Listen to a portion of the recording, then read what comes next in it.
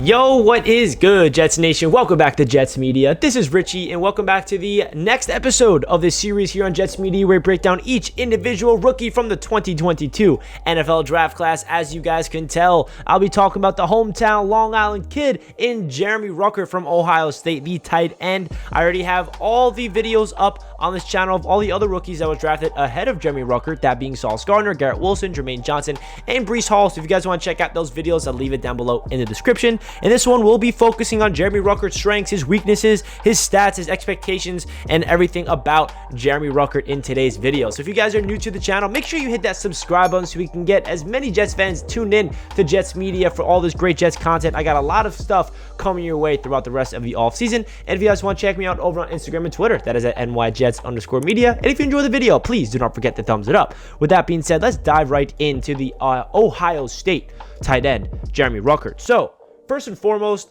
going into the NFL draft, he was one of my players that I was really hopeful that will be a New York Jet. But I got to be honest, after the New York Jets signed CJ Uzomah and Tyler Conklin in free agency, I did not know if the Jets and Joe Douglas was going to draft the tight end early in the draft in the second or third round, and that's where I expected Jeremy Ruckert to go. He eventually goes late in the third round to the New York Jets, and I'm so happy Joe Douglas has done that, because my one biggest criticism I've had on Joe Douglas heading into the offseason rather, was he doesn't seem like he really prioritizes the tight end position.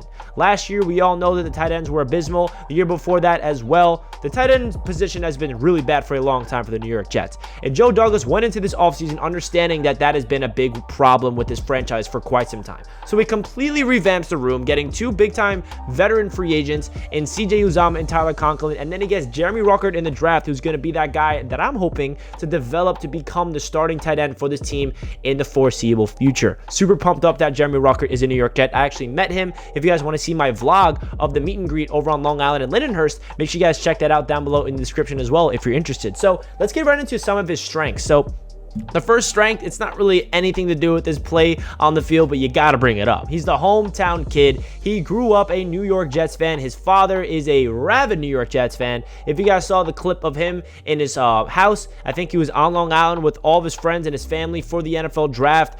He got off the phone with the New York Jets. Nobody in the house knew who just drafted him, and they're waiting for him to put on the hat. He puts on the Jets hat. Everybody goes crazy, and all of a sudden, 5 seconds later, you hear the JETS chant, and that you can hear in that chant that there's a legit Jets chant, that those are real Jets fans that are making that chant, because you can tell the difference between a JETS Jets chant from like someone that doesn't really have a connection with the franchise and they just do it because they're drafted, and a household that's actually been rooting for this franchise for decades plus. And that's why I absolutely loved that he's a hometown kid. I had to bring it up because his story is awesome, and I'm so happy that he's being able to live his childhood dream like I have, and every single person that's a Jets fan has had since they were a little kid, dreaming about playing for the Jets. Can you imagine that? So he's living all of our dreams.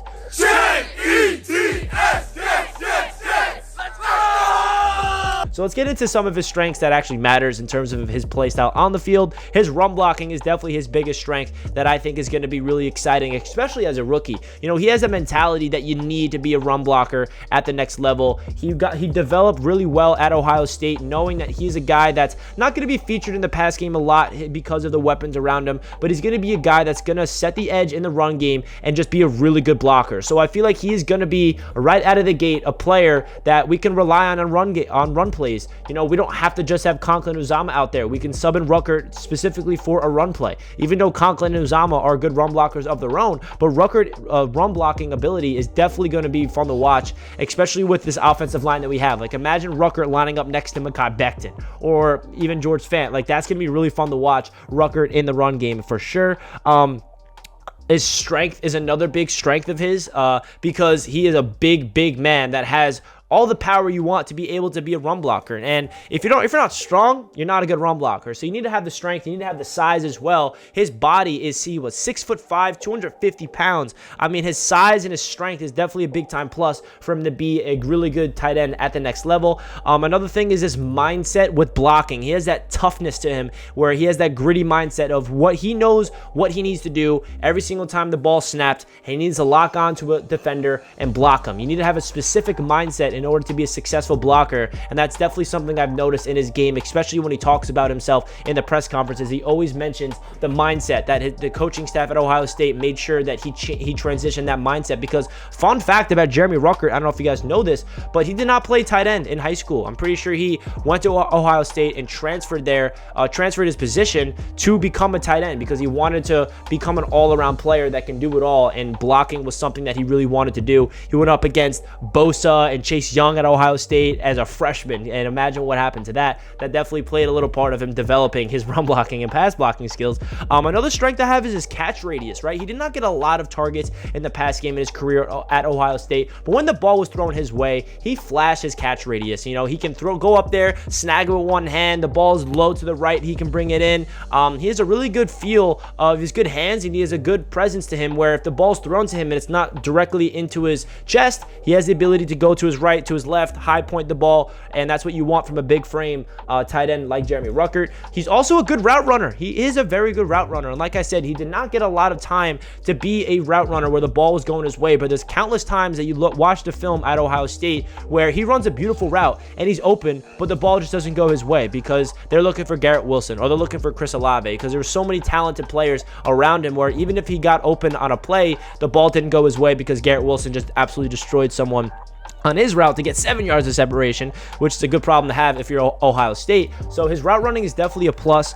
Another thing is he is a potential tight end number one for the future of this team. That's why we drafted him. We didn't draft him to be impactful and be dominant in year number one. We drafted him to develop behind Conklin and Uzama for the foreseeable future. Not to say he's not going to get playing time as a rookie. I think he's going to play a lot as a rookie, actually, because we're going to be having a lot of 12 personnel sets with 2 tight ends out there. It's not just going to be Conklin and Uzama every single play. Ruckert's going to be involved in that rotation, and you never know if Conklin and Uzama gets nicked up with an injury, Ruckert will be right out there to be the starting tight end. So I really think that Jets fans should look forward to the development of Jeremy Ruckert, because I think that he has the potential tight end number one written all over him for this New York Jets team. Now, getting into some of his weaknesses, his limited experience in the passing game is something that I just got to bring up because it is limited. You don't see a lot of film of him being productive in the pass game. The ball just simply did not go his way. I don't think this is his fault. It's not anything bad against him. It's just we don't have a lot of, tape, or he doesn't have really good stats in terms of touchdowns. He actually has pretty good stats in terms of touchdowns,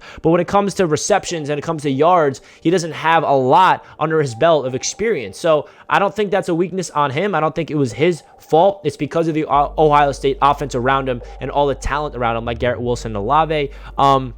Another weakness is he's extremely raw and needs development, and that's okay when you're a late third-round pick, especially when you're drafting a player where you already have 2 established veterans ahead of him. This is not too bad of a weakness. This is obvious to every single Jets fan that this is a player that we're looking to develop, and he's extremely raw. He does have to refine. His route running skills are not perfect. I know I said that it's a strength of his, but I said it's a strength because I do think that it's going to develop into becoming a great route runner in Jeremy Ruckert. So he's raw. I think that Coach Middleton is really going to get into his mind and understand that he's a lot of things to work on, and he's definitely someone that needs to develop a lot of factors to his game.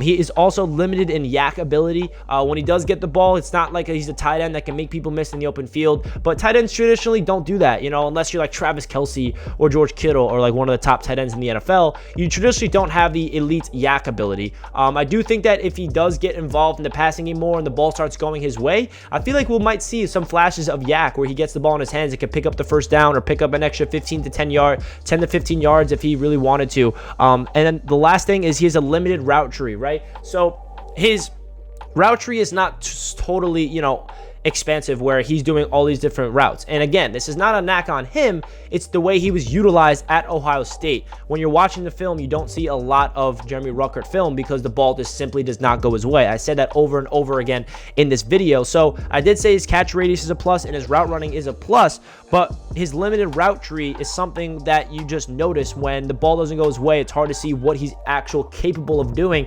especially when he's transitioning into the NFL game. So that's definitely something to look out for in his development for the foreseeable future. And when you get into his stats at Ohio State, starting off with his sophomore season, he had 9 games played, 14 receptions, averaging 10 yards per attempt, 142 yards and 4 touchdowns. His junior season only played 5 games, and had 13 receptions, averaging 11.6 yards, 151 yards, and 5 touchdowns. So he did not have a lot of yards, but he did find the end zone 5 times. So that's awesome to see that he's a red zone target. And then his senior year, he played in 11 games, had 26 receptions, 11.9 yards per catch, 309 yards, and 3 touchdowns. So obviously, these numbers don't jump out to you like, wow, he was super productive. I think we all knew that. And his total numbers at his career in 3 years at Ohio State, 54 receptions, 615 yards, and 12 touchdowns. So 12 touchdowns is a pretty good number. I think that he is a guy that has experience of getting in the end zone. He's a red zone threat. He can go up there, high point the ball. We see some flashes, one-handed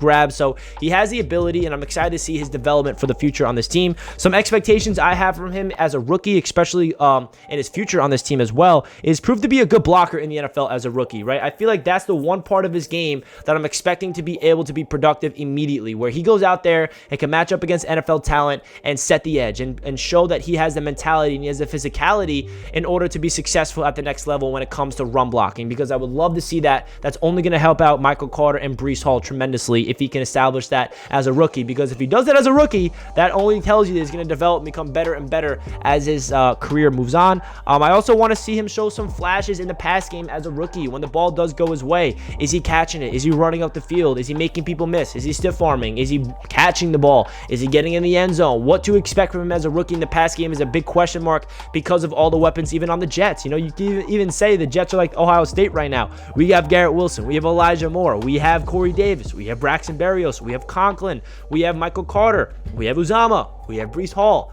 A lot of names. So Jeremy Ruckert, I don't think he's going to get a lot of targets because of the talent around him, but if the ball does go his way, I would like to see him show some flashes. I am also expecting him to provide quality depth at the tight end position, to the point where when his name is called, he's a guy that can do everything. He can block, he can pass protect, he can run a route, he can pretty much do everything you want at a tight end, not at an elite level, but at a level where the coaching staff is relying on him to do his job properly. And the last thing is to produce when his name is called, right? When his name is called, if something goes down, if Uzama goes down or he's tired and he's fatigued, Ruckert gets in there, he does what he needs to do. He's going to have some rookie mistakes, he's going to have a holding penalty, he's going to have a drop, right? How can he develop? How can he learn from those mistakes? And I've said this exact thing in pretty much every single rookie profile video. The definition of development is learning from your mistakes and not repeating those mistakes over and over again. So can he do that? Can he develop for the long term? And then a player comparison I have for Jeremy Ruckert, if he could become this player in his when he hits his prime, I think that's the best case scenario for Jets fans, is Dalton Schultz of the Dallas Cowboys. Now, Dalton Schultz was a player that a lot of Jets fans, including myself, wanted to sign in free agency, but then the Cowboys franchise tagged him. So if Dalton Schultz is the player comparison for me and he becomes that at the end of his rookie deal, I'm all for it. I think that's a great comparison, because Dalton Schultz pretty much does it all. He's a good blocker and he does excel in the pass game, right? That's more of like me projecting what Jeremy Ruckert can become if he does become the Jets tight end #1, and he is featured a lot at the tight end position, especially in the passing game. And then when it comes to his combine, he was 6'5", 250 pounds, and had 32 3/4 inch arms and 10 1/8 inch hands. He did not do a lot at the combine because he was nicked up with that foot injury he had at the Senior Bowl. So yeah, guys, that's my thoughts of Jeremy Ruckert and his rookie profile. If you guys want to leave a comment down below your thoughts of Jeremy Ruckert, I would love to hear what you guys have to say. That does it for this video. Please do not forget to like the video if you guys enjoy, and I'll catch you guys in my next video. Let's go Jets. Peace.